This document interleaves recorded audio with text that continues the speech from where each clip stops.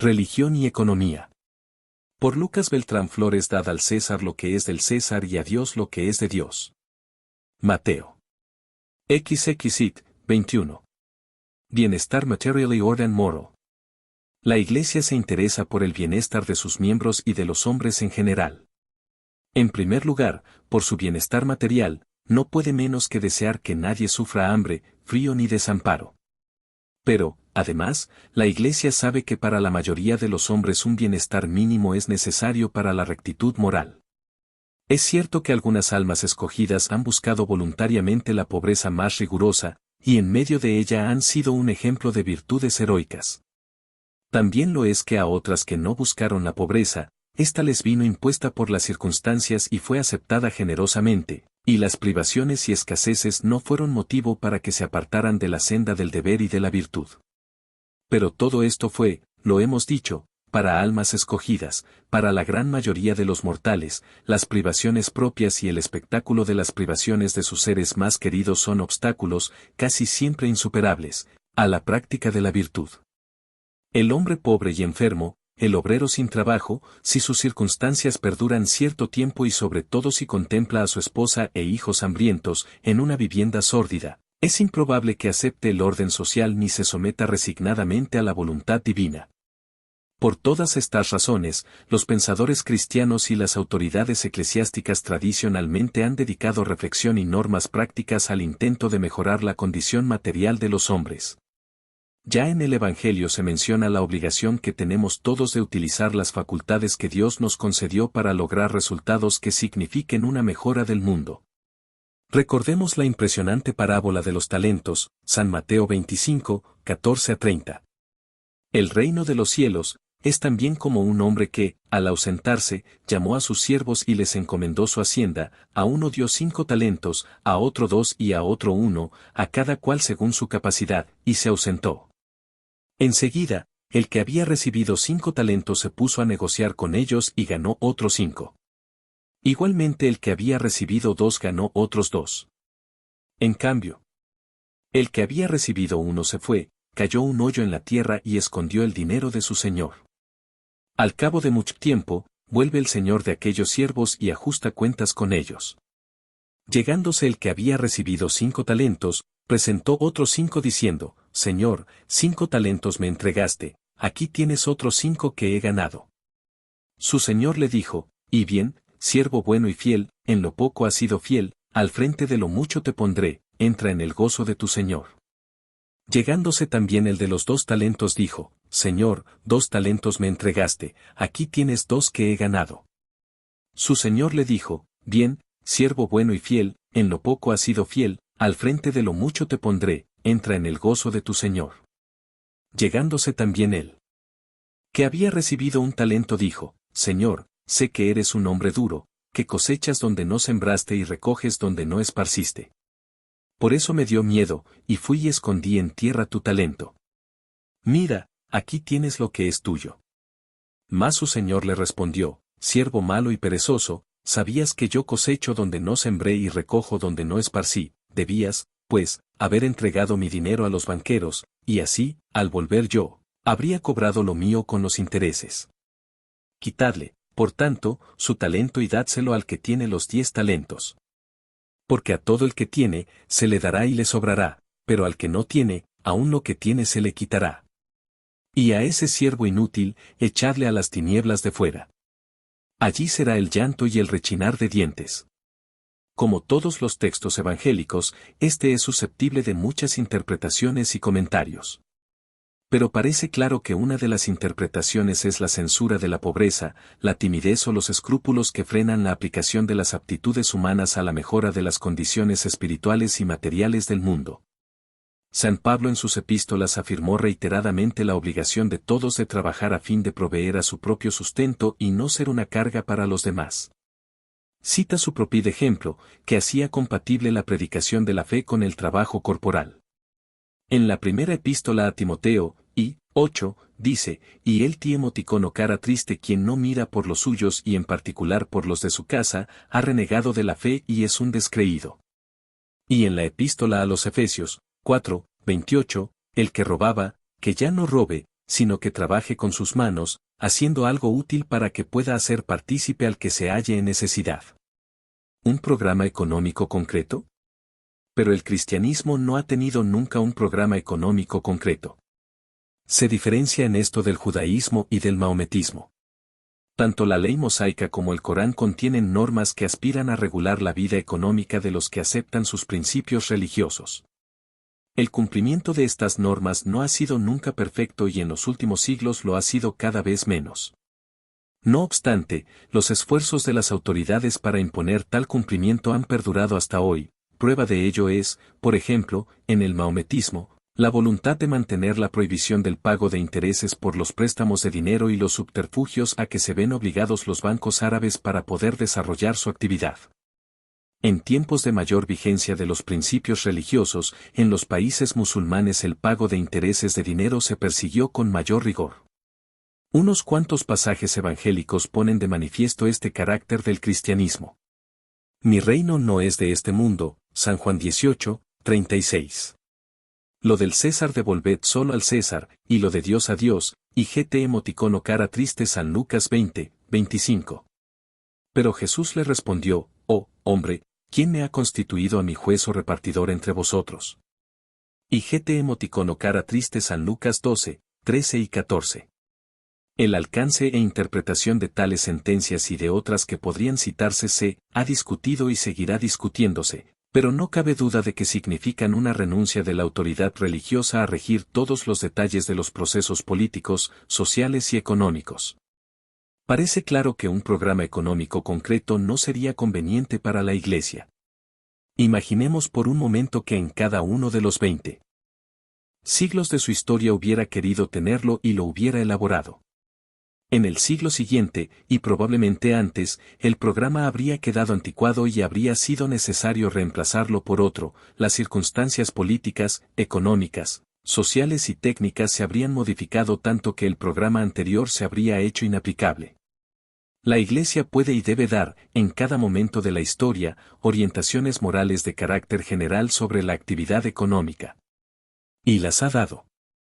Otra cosa estaría cargada de dificultades y peligros. Hoy redactar un programa económico concreto exigiría una gran cantidad de conocimientos no solo económicos, sino también sociales, políticos, tecnológicos. Si fuera aceptado por amplios sectores de la población y se aplicase, podría dar malos resultados inmediatamente y el descrédito recaería sobre la Iglesia. Aún en el caso de que sus resultados inmediatos fueran buenos, con el paso del tiempo y el cambio de las circunstancias, su aplicación empezaría a tener malas consecuencias y estas y los debates violentos que se suscitarían menoscabarían, sin duda, el respeto a las ideas y normas religiosas. El recuerdo del proceso de Galileo debería ser una defensa constante contra la tentación de las autoridades religiosas de pronunciar autoritariamente en materias extrañas a su competencia. Distribución y creación de riqueza en el lenguaje de muchos autores que tratan de solucionar los problemas económicos está con frecuencia implícita, aunque confusa, la idea de que la cantidad de riqueza que hay en un país o en el mundo es fija y que se trata de distribuirla de la manera más equitativa posible. Es la que podemos llamar mentalidad de ciudad sitiada, en la que el problema que se plantea es que la limitada cantidad de agua o de harina de que se dispone ayude a satisfacer con igualdad, aunque no plenamente, las necesidades de todos. Pero el problema real no solo del mundo moderno, sino también del mundo de siempre es distinto, se trata ante todo de procurar que la riqueza aumente, que los hombres dispongan cada vez de mayores cantidades de alimentos, de vestidos, de viviendas, de medicinas y de medios de cultura. Y a lo largo de la historia, en la mayor parte de los países, se ha ido avanzando en este camino. A veces se ha supuesto, también de manera más o menos confusa, que el avance ha tenido lugar solamente en los últimos siglos. Keynes, con sorprendente rotundidad, expresó esta idea en su artículo, Las posibilidades económicas de nuestros nietos, escrito en 1930, e incluso en sus Essays en Persuasion, publicados al año siguiente. Dice allí: desde los tiempos más antiguos de que tenemos noticia, digamos desde 2000 años antes de Jesucristo, hasta el principio del siglo XVIII, no hubo gran cambio en el nivel de vida del ciudadano medio que vivía en los centros civilizados de la Tierra. 1. Esta afirmación es errónea. El proceso técnico y el progreso económico han sido ininterrumpidos en los últimos 4000 años. La Edad Media, considerada con frecuencia como un periodo de estancamiento, fue, por el 1, Obras completas, volumen 9, p. 322. Contrario, un tiempo de descubrimientos y mejoras constantes. Hemos oído decir a un distinguido historiador de la economía que habría sido un acierto tecnológico aplicar las palabras Revolución Industrial IGT a la Edad Media. Es probable que en la mayor parte de Europa los siglos que van del cuarto al séptimo fuesen de retroceso económico a causa del desmoronamiento político del Imperio Romano. Pero a partir del siglo VIII el movimiento ascendente se reanudó. Pero hay más, 2000 años antes de Jesucristo, en las cunas de la civilización, en Egipto, en Mesopotamia y en China, los inventos de toda clase con aplicación a la agricultura, a la industria, al comercio, a la organización de las empresas, a la navegación, a la administración de las entidades públicas, se sucedieron sin interrupción y determinaron una mejora del nivel de vida de la población. Esta mejora ha sufrido oscilaciones debidas a guerras, a revoluciones, a pestes, etc., pero a largo plazo se ha mantenido. Es cierto, sin embargo, que en los siglos XV y XVI, y sobre todo después de 1776, en que se publicó La riqueza de las naciones, de Adam Smith, los descubrimientos técnicos se hicieron más frecuentes y más importantes, y el bienestar general aumentó con más rapidez y se extendió a capas de la población cada vez más amplias. Tras los estudios de historia económica de las últimas décadas, todo esto es tan evidente que creemos que nadie dudará de ello. Es considerable la importancia de los descubrimientos técnicos, del ahorro y de la inversión y de un nivel cultural más elevado en el aumento de la riqueza y del bienestar.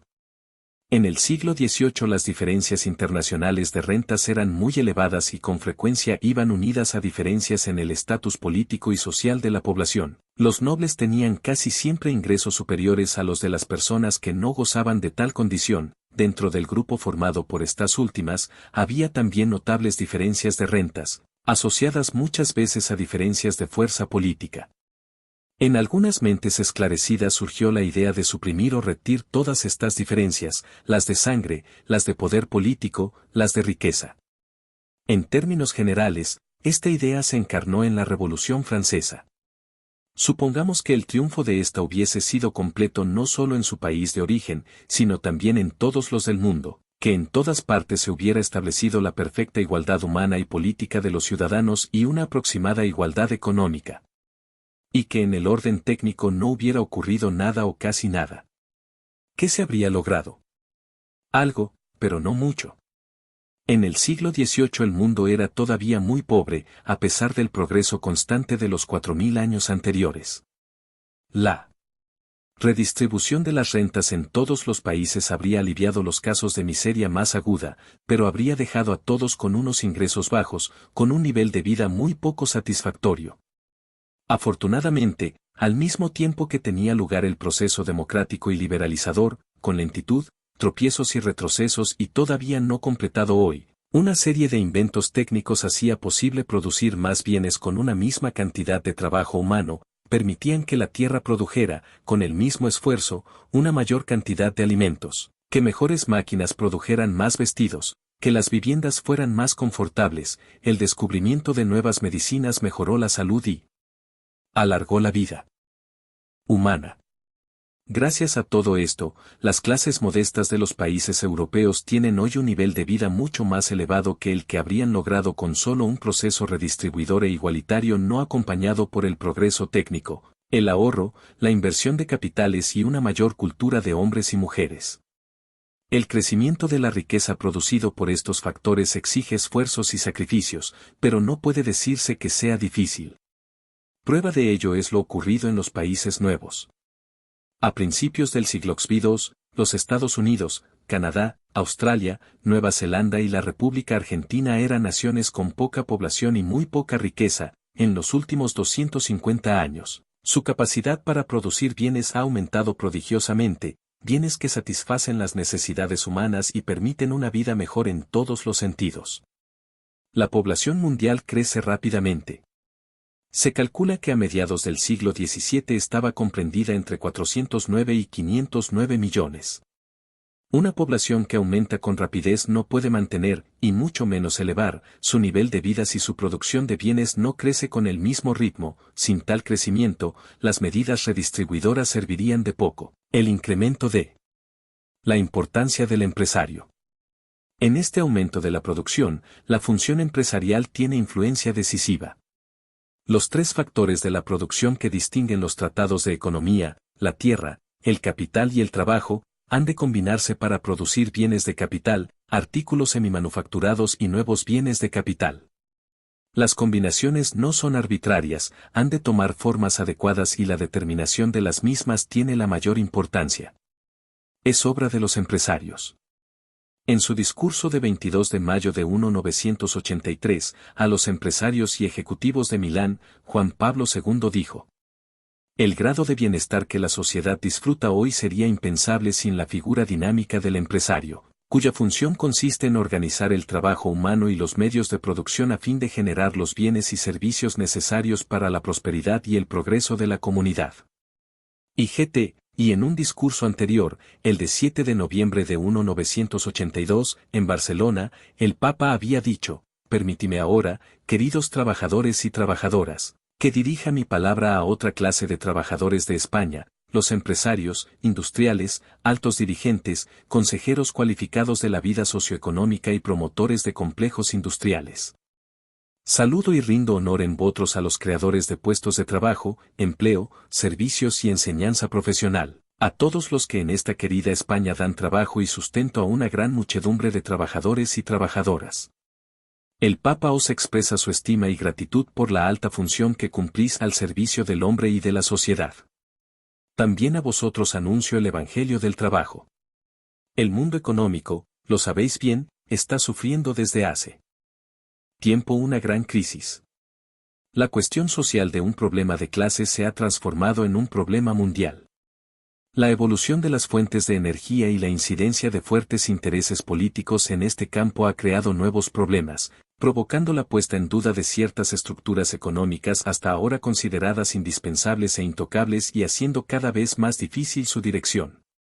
Antes tales dificultades, no vaciléis, no dudéis de vosotros mismos, o caigáis en la tentación de abandonar la empresa, para dedicaros a actividades profesionales egoístamente más tranquilas y menos comprometedoras.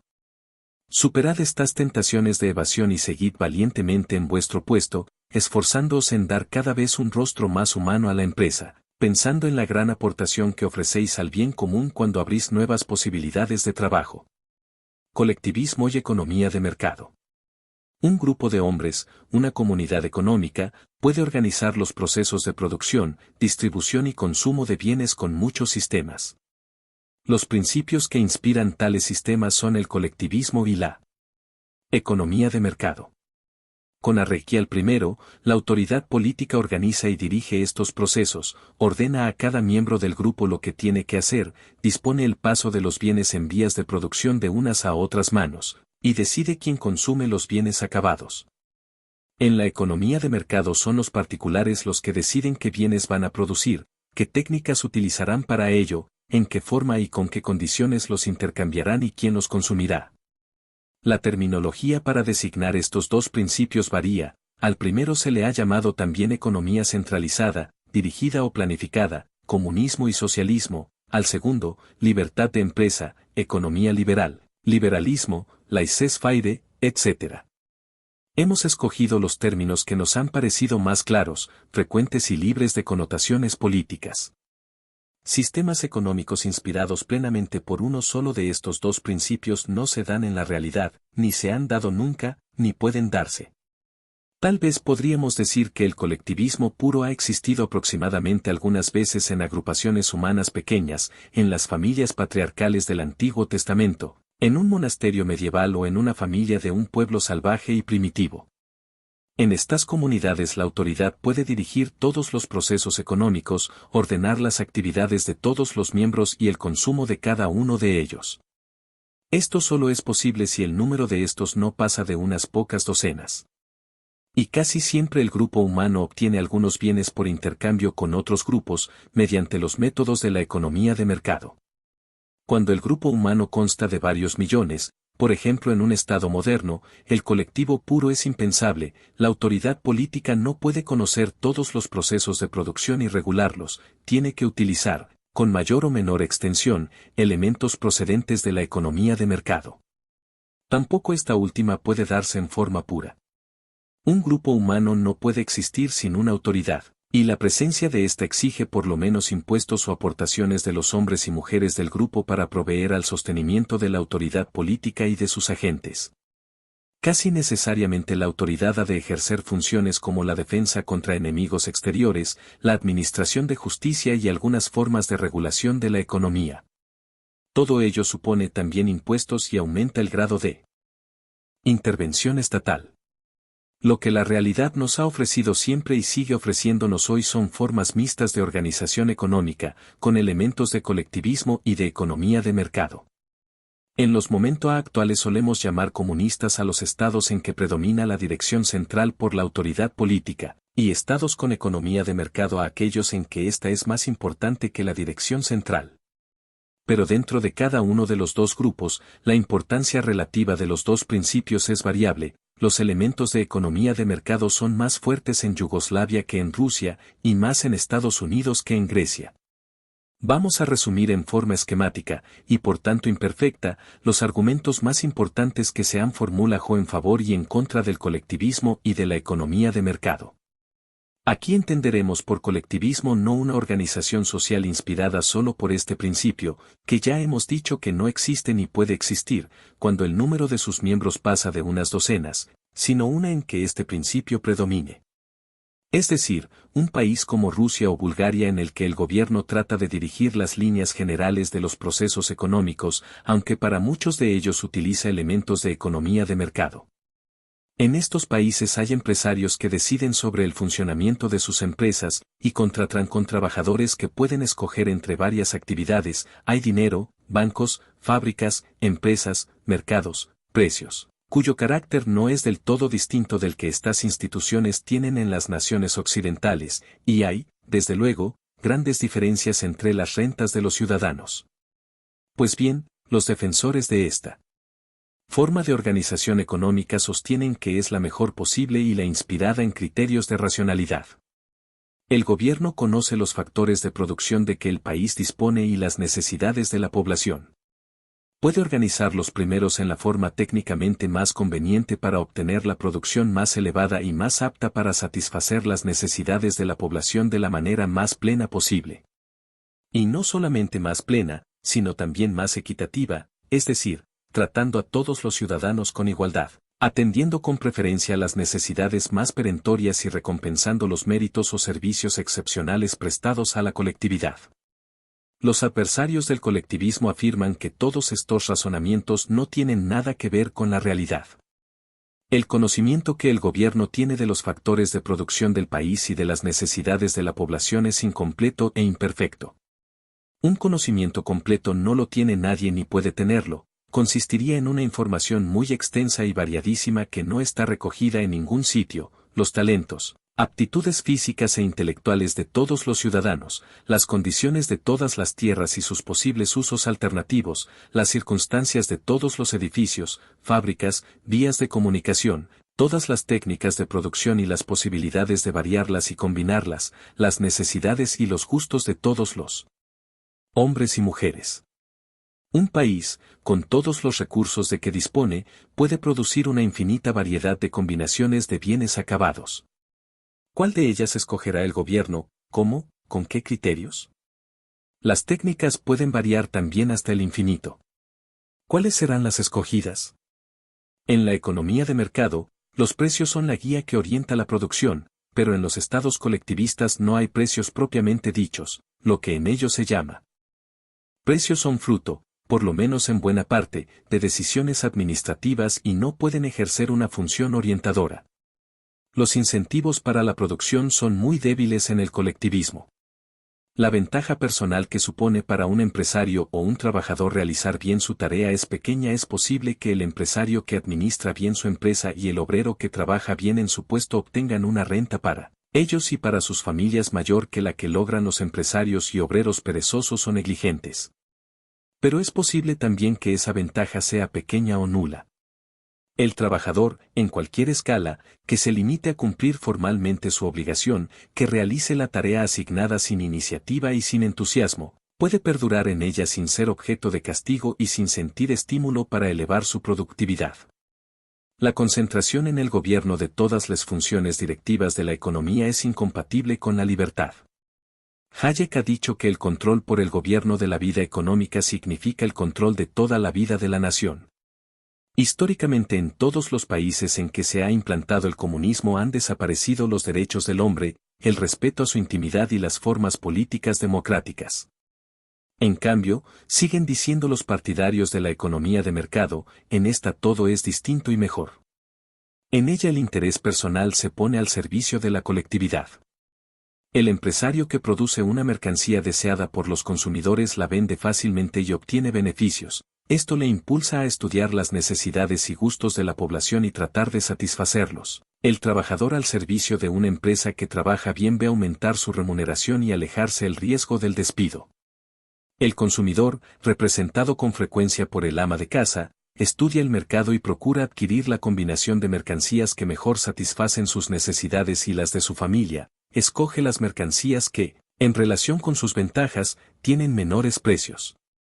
Estos, verdaderos precios de mercado, que reflejan la escasez o abundancia de los factores de producción y de los bienes acabados, orientan la producción y el consumo. Permiten a los empresarios escoger entre distintos sectores de producción y entre varias técnicas productivas, y a los consumidores, escoger entre varias maneras de satisfacer sus necesidades. Gracias a la libertad y a los precios, la economía de mercado selecciona los métodos de producción más eficaces, estimula el ahorro personal y dirige las inversiones hacia los sectores más productivos y más solicitados por la demanda. El resultado es una elevación constante de los volúmenes de producción y del bienestar social. A todo esto replican los adversarios de la economía de mercado que ésta significa la ley de la selva, como norma central de la vida social y económica, la sustitución del espíritu de colaboración por la lucha entre empresarios y trabajadores y entre empresarios entre sí. La ausencia de una autoridad económica que dirija y oriente la producción hace que aparezcan constantemente excesos y escaseces de producción, crisis, paro forzoso. En el mejor de los casos, los beneficios mayores van a parar a los empresarios más inteligentes, más audaces y más afortunados, en el peor, a los menos escrupulosos. Siempre las diferencias interpersonales de las rentas aumentan, los ricos son cada vez más ricos y los pobres, cada vez más pobres. La invocación a la libertad tan cara a los partidarios de la economía de mercado carece de valor. La libertad que estos proclaman es una mera libertad formal, no sirve de nada a los que en el mercado no encuentran los medios para satisfacer sus necesidades. Los colectivistas contraponen a ella la libertad material, es decir, la libertad en un marco social en el que se ha eliminado por la necesidad económica, aunque para ello haya sido preciso acudir a la coacción utilizando la fuerza del Estado. La libertad material es la libertad para obtener los medios destinados a la realización de la propia personalidad. En la economía de mercado hay libertad para los ricos, pero no para los pobres. Los adversarios del colectivismo replican que en el mundo con libertad, con la llamada libertad formal, las posiciones económicas no son estables y rígidas, sino que varían constantemente. Se trata de un hecho tan conocido y tan importante que cuando leímos el trabajo nos sorprendió que no haya merecido más comentarios. La mayor parte de los católicos y judíos de Estados Unidos es descendiente de emigrantes que llegaron a aquel país en las últimas décadas del siglo XIX y las primeras del XX. Cuando esta llegada se inició, las posiciones políticas y económicas habían sido tomadas por los emigrantes anteriores, en su gran mayoría protestantes. Un partidario de la idea de que la libertad tiene poca importancia cuando las diferencias de fuerza, poder y riqueza son grandes, probablemente habría profetizado en 1870 que católicos y judíos ocuparían siempre una posición subordinada. Sabemos que no ha sido así y que tanto los unos como los otros tienen hoy grandes riquezas y ejercen una influencia política considerable. Tanto es así que la jerarquía católica se ha visto obligada por el cambio gradual de las circunstancias a variar la orientación de su pastoral. Hace un siglo tenía que dirigirse a una población pobre o modesta. Hoy ha de hacerlo a personas de todas las clases sociales, entre las cuales figuran las más altas. Milton Friedman ha insistido sobre el valor práctico de la libertad económica, ha explicado lúcidamente una y otra vez cómo las personas activas y ahorradoras, y más si son inteligentes o tienen aptitudes específicas, pueden mejorar su bienestar y su nivel de vida en los países libres de una forma inasequible cuando la libertad formal no existe. Y ha puesto como ejemplo su caso personal. Friedman es hijo de judíos procedentes de Europa Oriental que llegaron a Estados Unidos a fines del siglo XIX. Sus antepasados habían vivido varias centurias en países privados de libertad política y económica, sin lograr salir de la pobreza. Los padres de Milton Friedman llegaron a los Estados Unidos con poco más que la ropa que llevaban puesta, y en pocas décadas lograron un razonable bienestar y el mismo un prestigio mundial. El pensamiento de la Iglesia. Hemos dicho que la Iglesia católica y las demás confesiones cristianas no han tenido ni tienen una doctrina económica concreta y detallada, análoga a la que han tenido, por lo menos en algunas épocas, el judaísmo y el maometismo. Pero el cristianismo se ha inclinado hacia ciertas soluciones de los problemas sociales y económicos. Las encíclicas pontificiales y muchos textos de autoridades religiosas, católicas y de otras confesiones cristianas se han opuesto, por lo general, al predominio acentuado de uno de los dos principios de organización económica y social. Podríamos decir que a la Iglesia no le ha parecido bien un sistema en el que la libertad económica fuera ilimitada, en que los beneficios fueran para las personas con más aptitud económica o más suerte, y en que los menos capaces o menos afortunados quedasen en la indigencia. Menos todavía ha aceptado la Iglesia los sistemas económicos inspirados fuertemente por el principio colectivista. Circunstancias históricas, que tal vez podrían no repetirse, hicieron que cuando en 1991-7 el comunismo, 26, se estableció en Rusia se convirtiera en violento perseguidor del cristianismo y de todas las religiones. Esta situación se ha suavizado con los años, pero esencialmente perdura. Aparte de ella, la Iglesia no puede aceptar la desaparición de la libertad política y humana que acompaña siempre al comunismo. Chateaubriand, el apologista del cristianismo de principios del siglo XX, no estudió los problemas económicos y sus referencias a ellos, en su obra, son prácticamente nulas. No obstante, guiado sin duda por un instinto certero, escribió esta frase luminosa: no lo dudéis, sin la propiedad individual, nadie es libre. La propiedad no es otra cosa que la libertad. Esta idea está presente en la mente de los pensadores cristianos. Estos, además, aún no habiendo estudiado, por lo general, los problemas económicos con profundidad, no han podido dejar de observar el mayor bienestar social que ha reinado y reina en los países de economía de mercado, en relación con los comunistas. Por ejemplo, han sentido la influencia de lo que se ha llamado el milagro alemán. En julio de 1948 tuvo lugar en la RFA una reforma monetaria y económica de trascendentales consecuencias. A los 3 años de su derrota militar, la situación económica, social y política de aquel país era lamentable, las destrucciones bélicas de viviendas y fábricas habían sido reparadas solo en parte muy pequeña. Millones de fugitivos procedentes de la zona oriental alemana estaban sin hogar y sin trabajo, la inflación iniciada en 1933, con la subida de Hitler al poder, continuaba. La intervención del gobierno en la economía era omnipresente, precios de tasa, inferiores a los precios de mercado, para casi todos los artículos, racionamiento de alimentos y otros bienes de consumo, cupos de materias primas y productos semifacturados, obligaciones de comprar y vender, control del comercio exterior, etc. El resultado de estas intervenciones era una organización defectuosa de la producción y una productividad pequeña. No había paro forzoso, pero los salarios eran tan reducidos en relación con los precios a que se podían comprar los artículos de consumo que el nivel de vida resultaba muy bajo. El ministro de Economía, Ludwig Erhard, preparó una reforma que consistía fundamentalmente en detener la inflación y liberar la producción y distribución de mercancías.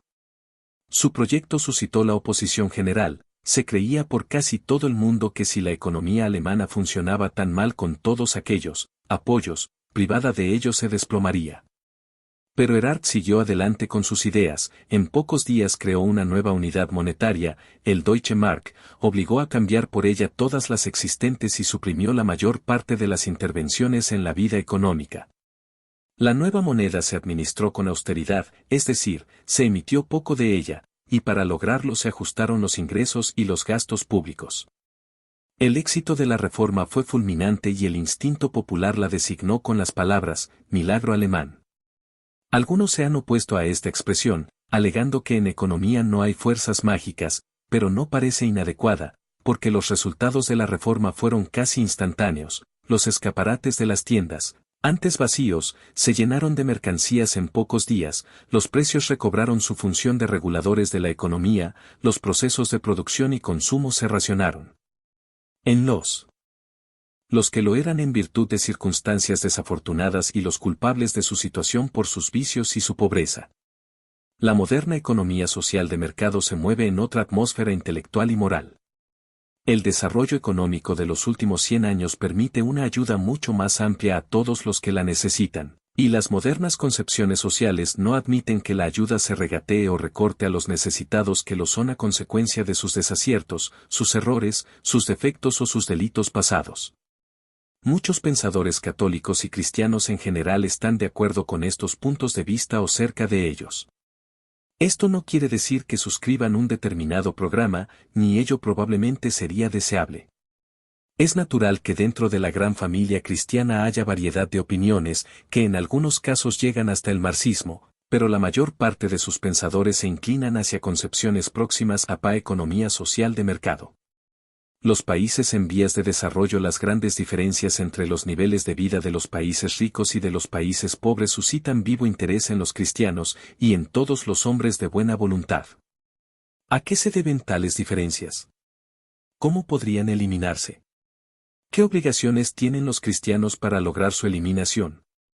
Al referirse a este problema, se ha empleado la expresión, diálogo norte-sur. No parece acertada. Es cierto que la mayoría de los países ricos están situados en el hemisferio norte, y que gran número de naciones pobres lo están en el hemisferio sur. Pero las excepciones son numerosas. Australia y Nueva Zelanda, dos de los países con nivel de vida más alto, están en el hemisferio sur. En cambio, Chad, Etiopía y Afganistán, tres de los más pobres del mundo, están en el hemisferio norte, y también están en el otros muchos países un poco menos pobres que ellos, como Mauritania, Sudán, Birmania y China. En definitiva, creemos que no se aclara nada con el uso de las palabras norte y sur al tratar este problema. A menudo, los que critican las grandes diferencias internacionales de las rentas utilizan frases como, hay países que viven en la miseria para que otros puedan vivir en la opulencia, u otras análogas, que implican una relación de causalidad entre la situación de cada uno de los dos grupos de naciones. Según esta concepción, más o menos explícita, la miseria de América del Sur, de la mayor parte de África y del sudeste asiático sería consecuencia del bienestar de Estados Unidos y de Europa. Pocos esfuerzos intelectuales se han hecho para demostrar tal dependencia, y estos esfuerzos resultan poco convincentes. No tenemos espacio para analizar con profundidad este problema, pero hay ejemplos que sugieren que la dependencia no existe. Dos de los países más pobres del mundo son Etiopía y Afganistán. Pues bien, el primero hasta que en 1935 fue invadido por los italianos, y el segundo hasta que hace una decena de años fue objeto de injerencias soviéticas que han culminado en una invasión, vivieron prácticamente aislados del resto del mundo. No hay manera de atribuir su primeros momentos. Apareció un poco de paro forzoso, que fue reabsorbido en pocos meses. La producción de bienes de toda clase aumentó rápidamente. Los precios se mantuvieron estables. Un plan generoso de seguridad social proporcionó recursos a las personas que no pueden lograrlos en el mercado. Si el éxito de la reforma fue rápido, también ha sido duradero. Tras casi 40 años, las líneas esenciales de la política de Erhard perduran. Ha habido pequeñas oscilaciones, pero sus bases, la libertad económica y la generosidad social, han pasado a ser patrimonio de todos los partidos. El socialdemócrata ha corregido su programa para adaptarlo a ellas. El nivel de vida del pueblo alemán ha subido sin interrupción durante 4 décadas y hoy es uno de los más altos del mundo. El ejemplo dado por esta reforma y esta política ha encontrado seguidores en todas las naciones. Se ha desarrollado la teoría y la práctica de una nueva doctrina económica y social que recibió el nombre de economía social de mercado. Aunque los límites de las escuelas económicas son borrosos e imprecisos, podríamos decir que esta doctrina acepta el mercado como método para organizar los procesos de producción, cree que los precios formados en un mercado libre y la libertad de empresarios y consumidores para organizar la producción, distribución y consumo de bienes, determinan una renta nacional mayor que la obtenible con métodos de centralización y autoridad.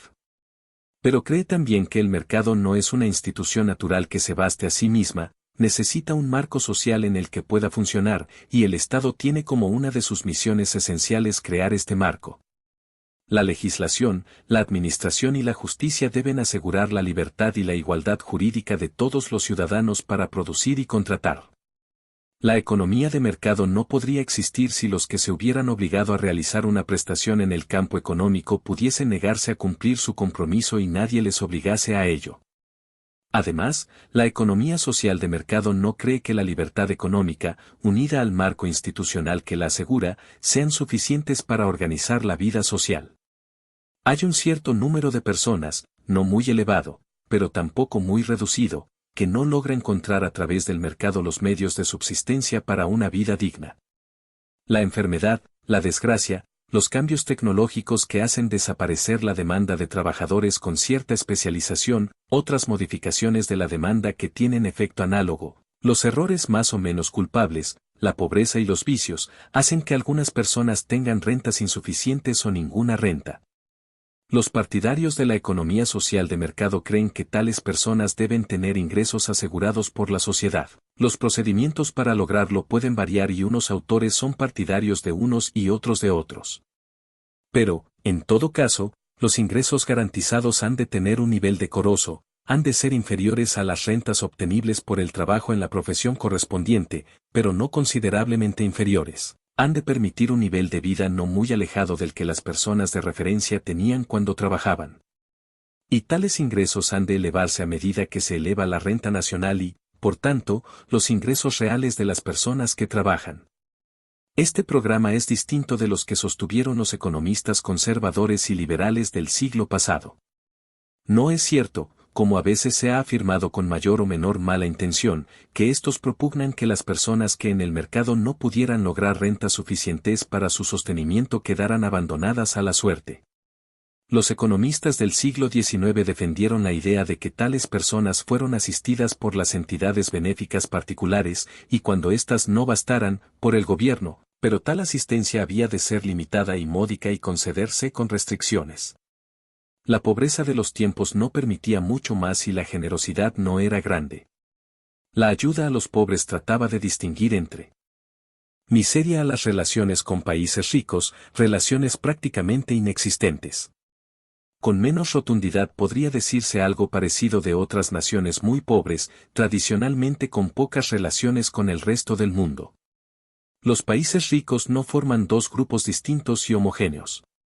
Si ordenáramos todos los estados del mundo según su renta nacional per cápita, obtendríamos una lista sin solución de continuidad, sin saltos bruscos, en ella se iría pasando gradualmente desde el más rico al más pobre. Las diferencias entre dos estados contiguos serían siempre pequeñas. Hay, pues, en el mundo naciones más o menos pobres, y las causas de sus diferencias de nivel de vida son múltiples, sus recursos naturales, tierras, minas, ríos, mares, climas, etc., los talentos, aptitudes y salud de su población, los capitales reales acumulados, viviendas, escuelas, fábricas, centrales eléctricas, ferrocarriles, carreteras, etc., la buena organización política y social, la inteligencia y suerte con que saben evitar guerras y conflictos interiores y exteriores. A los países poco favorecidos en estos campos les es más difícil alcanzar rápidamente un nivel de bienestar satisfactorio. No obstante, una política económica inteligente puede conseguir resultados sorprendentes. En los últimos años algunos países en vías de desarrollo han avanzado rápidamente por el camino del bienestar social. Esto ha ocurrido, por ejemplo, con Puerto Rico, Corea del Sur, Formosa, Hong Kong, Singapur, Tailandia y Malasia. Muy recientemente, la India, el gigantesco y conflictivo país, bajo el prudente gobierno de Rajiv Gandhi, está saliendo de su tradicional miseria y empezando a alimentar razonablemente a su numerosa y creciente población. Sobre la política económica preferible para los países en vías de desarrollo, el artículo de Jürgen Dongs, Política de Ordenación y Desarrollo en Cooperación, contiene ideas luminosas.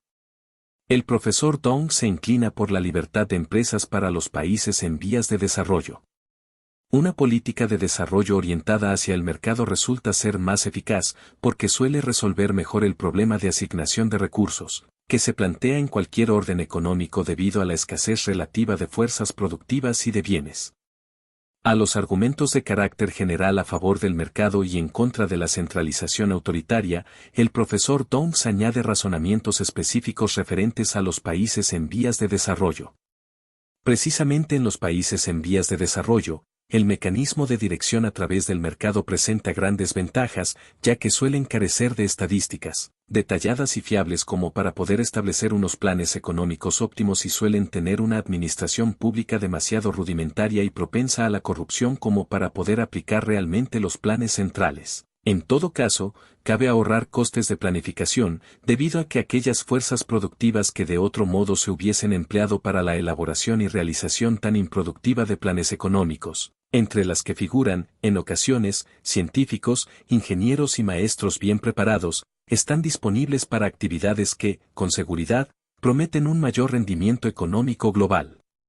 ¿Pueden los gobiernos y los ciudadanos de las naciones industrializadas ayudar a los hombres del tercer mundo a salir de su pobreza y a disfrutar de un nivel de vida más elevado?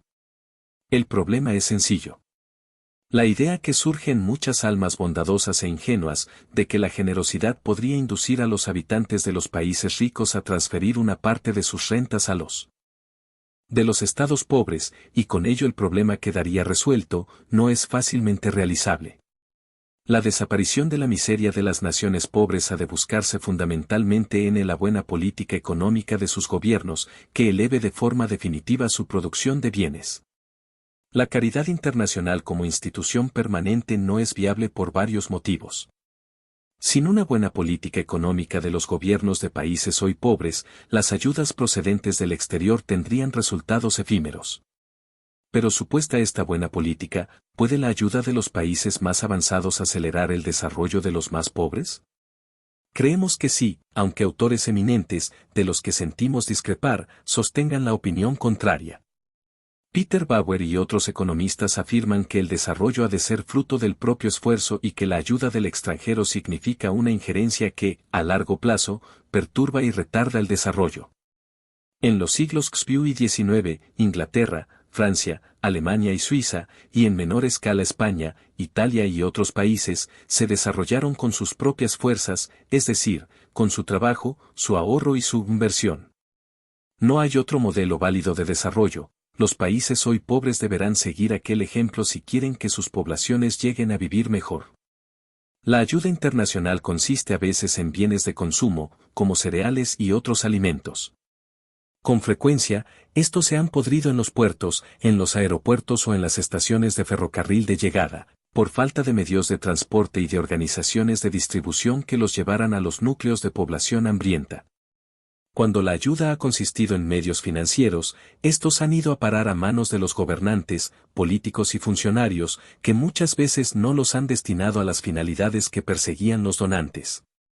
No han servido para financiar la puesta en cultivo de nuevas tierras, para mejorar los cultivos existentes o para construir las instalaciones industriales modestas que necesita un país en vías de desarrollo. A veces han sido destinados a armamentos, otras a proyectos industriales que los gobernantes creen que dan prestigio. Muchos países en vías de desarrollo han tenido y tienen la ambición de poseer una compañía de navegación aérea, una gran central eléctrica y una gran empresa siderúrgica, y. Estos planes grandiosos se han antepuesto a planes menos vistosos, pero más conducentes a la elevación del nivel de vida. En ocasiones, los fondos financieros de ayuda han ido simplemente a engrosar la fortuna personal de los políticos y de sus amigos. Peter Bauer y sus seguidores siguen diciendo que la ayuda internacional casi siempre favorece la planificación central en el país que la recibe. La ayuda suele ser de gobierno a gobierno y por esto va a parar a la administración y a las empresas estatales. No fomenta casi nunca las empresas privadas ni las iniciativas individuales, ni el ahorro y el deseo de trabajar. Las empresas privadas no solo no suelen recibir ayuda extranjera, sino que se encuentran con la competencia incrementada de las empresas públicas favorecidas por tal ayuda. Las personas de los países asistidos, generalmente relacionadas con el sector público, al cabo de unos años de reiterarse la asistencia, pasan a creer que han adquirido un derecho permanente a ella. Ello les hace olvidar la necesidad del trabajo, del ahorro, de la corrección de conductas equivocadas o deficientes. El resultado final de la ayuda extranjera es la rutina, la pereza, el aumento de la burocracia, la debilitación del espíritu empresarial. En toda esta argumentación hay una gran parte de verdad que debe ser tenida en cuenta por las personas de buena voluntad que traten de promover u organizar ayudas de los países ricos a los pobres. Pero, no obstante, si estas ayudas se organizan con las debidas precauciones, su balance puede ser altamente positivo. Hay, en primer lugar, aquellos casos de necesidad de ayuda que exigen socorro urgente, prescindiendo de consideraciones sobre el futuro que no sea el futuro inmediato. Uno de ellos es el que se planteó hace un par de años en Etiopía, donde la trágica combinación de una sequía prolongada, una guerra civil y un gobierno comunista, empeñado en una transformación social radical en medio de aquellas circunstancias, puso a millones de personas al borde de la muerte por inanición.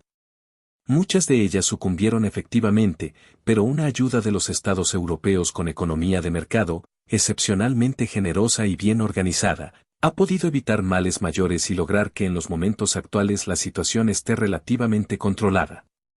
Para los casos más frecuentes de subdesarrollo y miseria menos acentuada hay una serie de actuaciones que difícilmente pueden tener un balance satisfactorio. El balance será más favorable cuanto mayor sea la combinación de generosidad y prudencia con que tales actuaciones se lleven a cabo y cuanto más se eviten los riesgos de la ayuda internacional que señalan los críticos de la misma. Pueden llevarse jóvenes de los países asistidos a estudiar en las universidades y otros centros docentes de las naciones avanzadas. Normalmente, los resultados de estas actuaciones serán muy ventajosos. Los médicos, empresarios, maestros, juristas, ingenieros, peritos, etc., bien preparados pueden contribuir decisivamente al desarrollo de su país. Existe el peligro de que tras haber realizado sus estudios, los nuevos profesionales no quieran regresar a él y prefieran quedarse a trabajar en el que se han formado o en otro de alto nivel económico. Convendría hacer lo posible para evitar esta fuga de cerebros, pero esto deberá hacerse sin coartar la libertad personal. Otra actuación puede ser la creación, en el país asistido, de centros de enseñanza, hospitales, cámaras de comercio e industrias y otras instituciones culturales y económicas. Lo más indicado es que instituciones de los países avanzados creen, sin ánimo de lucro, filiales, sucursales o dependencias en los países en vías de desarrollo. Otra posible forma de ayuda es la promoción de empresas privadas en los países en vías de desarrollo y el estímulo de las existentes. No es fácil, la existencia de empresas supone una serie de circunstancias poco frecuentes en tales países, pero su eficacia para estimular el desarrollo es difícil de exagerar. Las organizaciones ecologistas de los países ricos y los particulares y otras instituciones de los mismos pueden cooperar a la conservación de los recursos naturales de los países en vías de desarrollo, aire, agua, bosques, tierra, etc. La cooperación puede consistir en ideas, experiencias o medios financieros. Las investigaciones privadas, hechas por empresas o particulares de países ricos, con ánimo de ganancia, no pueden, naturalmente, considerarse ayudas, pero, salvo casos excepcionales, significan un gran beneficio para el país en que tienen lugar. Además, con frecuencia estas inversiones van aliadas a las formas de ayuda a que nos hemos referido o a otras análogas. Las empresas inversionistas pueden conceder becas a sus trabajadores y a los hijos de los mismos, crear hospitales, instituciones culturales, etc. Pueden también suscitar la aparición de empresas privadas indígenas, como suministradoras, compradoras, productoras de artículos complementarios, etc. Todas estas formas de ayuda pueden prestarlas los gobiernos, los ciudadanos, las empresas privadas y las instituciones de toda clase de los estados desarrollados. La ayuda de los gobiernos es la que tiene más inconvenientes. En primer lugar, puede crear una relación de dependencia política con el gobierno que la presta. Pero, sobre todo, Puede fomentar en el país ayudado el colectivismo, la burocracia, la rutina y, en definitiva, la pereza y la abulia. En cambio, la ayuda de particulares y empresas e instituciones privadas puede estimular el espíritu de iniciativa y el amor a la libertad entre las instituciones que pueden suscitar y canalizar la ayuda económica a las naciones. En vías de desarrollo y colaborar en ella figuran las entidades religiosas en general y destacadamente las iglesias cristianas y, sobre todo, la católica. Esto no quiere decir que deban interesarse de manera permanente en empresas comerciales, industriales o financieras, solo en casos aislados esto será aconsejable. Pero el estudio de los problemas económicos del mundo, la labor de intermediarios en proyectos que prometan ventajas para los países pobres, las relaciones públicas en estas materias, parecen ser tareas muy adecuadas para los sacerdotes y los demás miembros activos de las iglesias.